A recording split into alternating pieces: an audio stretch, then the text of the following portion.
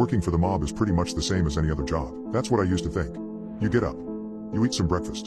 You go to work. On very rare occasions, you hit someone in the mouth. Most days, you're doing work someone who gets paid more than you tells you to do. You do a good job, you move up. You do a bad one, you don't. You do a really bad one, you move down. Me? I do good work.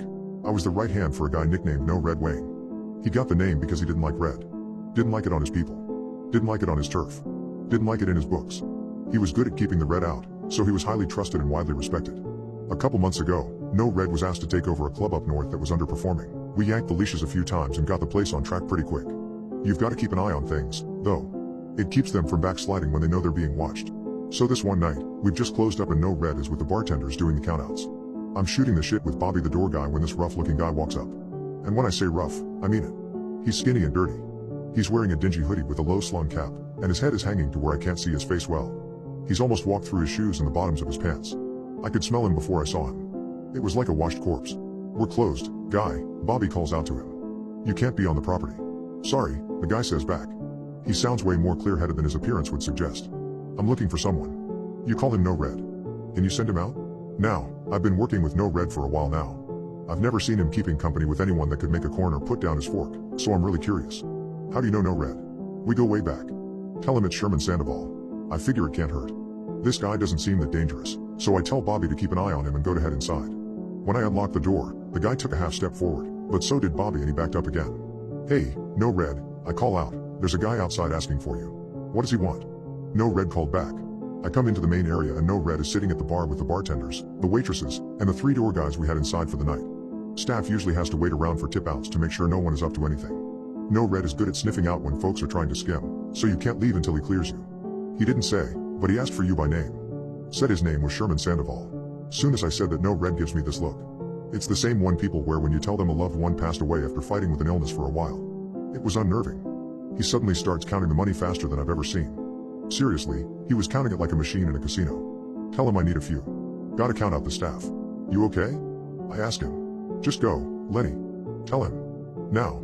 He's got a voice on, so I go. Outside, the guy is still right where he was when I went in. He said he needs a few. He's gotta count out the staff. He nods a little and says nothing. That's when I notice he's starting to look tense. It's not obvious, but you notice little things. He's leaned forward a little, like he wants to move. His breathing is a little more audible. Little things. After a minute, the waitresses and the bartenders are leaving, so I head back inside. The door guys are standing around like a pack of smacked asses. No Red is at the bar pacing. He's finishing up a call when he sees me. He waves me over, then turns to the guys. All right, fellas. We got a problem and I gotta explain it first, so clean the shit out of your ears because we don't have time for me to say any of this twice. That man outside isn't a man. Not anymore. That thing outside is a ghoul. Now I'm a bit of a horror movie buff, so I laugh. He said it so seriously that I couldn't help myself. Come on, boss, pull the other one. Next you'll be telling me vampires are real too. Lenny, you've known me long enough. Do I seem like the joking kind? Now the guys are looking at me, and I'm feeling dumb suddenly. It was hard to swallow, sure, but something about the way he said it made me second guess myself. And since you mention it, yeah, vampires are real, No Red said, reaching into his pocket. Because I'm one, which is why the ghoul is here in the first place. I killed him a few years ago and now he's here to return the favor. Don't vampires make ghouls as slaves? Like in the movies? One of the guys chimes in. If it worked like that, you think I'd be paying you chuckleheads? No. Those things happen if a vampire gets greedy. No Red said as he pulled a fat roll of bills out of his pocket and slammed it on the bar. Now, I got a few grand here. You guys can't kill that thing, but if you can get it into the walk-in, you can split this. It's 16 grand. Now the guys are eyeing that roll like it's a key of coke at Ornstar's wedding. How much more will you pay us to kill him? Another guy asks. You can't. Don't bother. Just get him into the walk-in and for fuck's sake. He stops when we hear a boom from the front doors, and when I say from the front doors, I mean, it's the actual doors. Those doors are basically 2 1-inch thick slabs of steel. Right after we took over, we got ram-raided, so No Red had these heavy security doors installed to make sure it never happened again. There's a second boom and a squeak.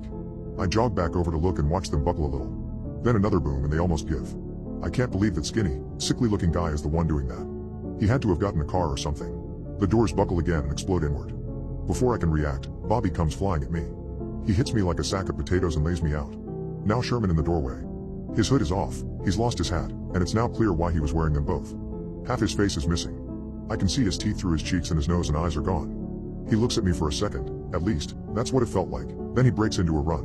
When you come into the club, You have to go down a hallway then turn left into the main section where you have some seating and the dance floor. The bar is at the far side and the walk-in is right next to that. When Sherman rounds the corner, one of the guys is waiting with a bar stool and catches him full force in the face. He stumbles a few steps and then drops to his knees. The guy with the stool hits him again and knocks him flat. Now things are looking good. A couple of the guys grab the ghoul by the legs and start to drag him to the walk-in. I'm rolling Bobby over so I can help when I notice something that stops me dead. Bobby's neck was crushed. It looked like the elbow of a bendy straw. I could still see the grooves where Sherman's fingers had crushed it like a cheap soda can. It was dawning on me how deeply screwed we were. I turn to look as Sherman sits up and grabs the guys dragging him by the arms and snaps them. The guy with the stool tries to hit him again, but Sherman is ready this time and snatches it out of his hands. He swings back at the guy without getting up and hits the side of his knees. They just give way. It sounds like fresh celery. Then he flings the stool full force at No Red, who is trying to run past him. The stool catches him in the legs and he tumbles to a stop in the middle of the dance floor. It was a blur. By the time I got to my feet, Sherman was already on top of No Red. It was horrific. He was hitting him over and over without stopping. The floor is polished concrete and I can hear it cracking as this guy just goes to town. I look at the guys this ghoul has taken apart with one hit and No Red getting beaten into a smear and I freeze. No amount of money is going to convince me to even try to touch that thing. I'm pulled out of it by a wet, crunchy splash. No Red's head is a pile of mush. I've seen dead guys before, but I've never seen someone die like this.